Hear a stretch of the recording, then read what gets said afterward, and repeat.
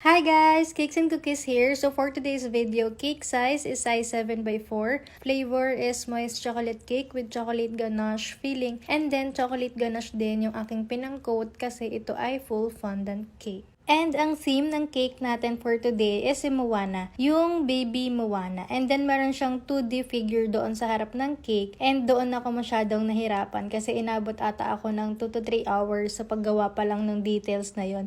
And later makikita nyo siya. Feeling ko okay naman siya, pero siguro sa mga susunod pa na pagkakataon, mas magagandahan ko siya, ganun. Kasi first time ko lang siyang ginawa. Kaya medyo okay naman, pero meron pa siyang mas i-improve, ganun. And as you can see, binalutan ko na yung cake ng fondant. And as usual, paneling method pa rin yung ginagawa natin para mas madali nating ma-achieve yung sharp edge, just like that, diba? Pag taob mo, meron ka ng sharp edge kaagad. And kung mapapansin nyo, may parts na bitin yung fondant doon sa ibaba, which is okay lang kasi meron pa siyang ganitong details na parang wave. So, matatakpan siya later ng fondant din. So, habang nagkakabit ako ng iba pang mga fondant details, announce ko rin dahil tomorrow ay Cake Fiesta Manila na. Kaya magkita-kita po tayo sa SMX Convention Center sa Pasay, Functions Room 3 and 4, 9 to 6 p.m. So hanggang November 19 po yung event natin. So 4 days straight yan.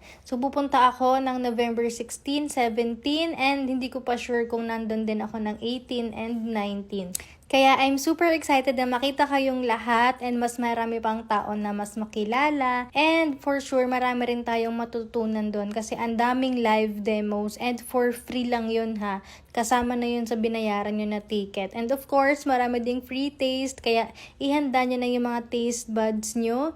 Kailangan naka-ready kayo sa iba't ibang lasa na pwede nyong matikman. And of course, ang pinaka-importante ay i-ready nyo na rin yung inyong bulsa kasi for sure, mabubudol kayo doon. Dahil maraming mga shops na nandun. Marami silang stall katulad ng SJG, Baking and Home Depot, and so on and so forth. Maraming shop doon. And wag kayong mag-alala kasi pagka nandun sila, ibig sabihin meron dong mga discounts, ganun.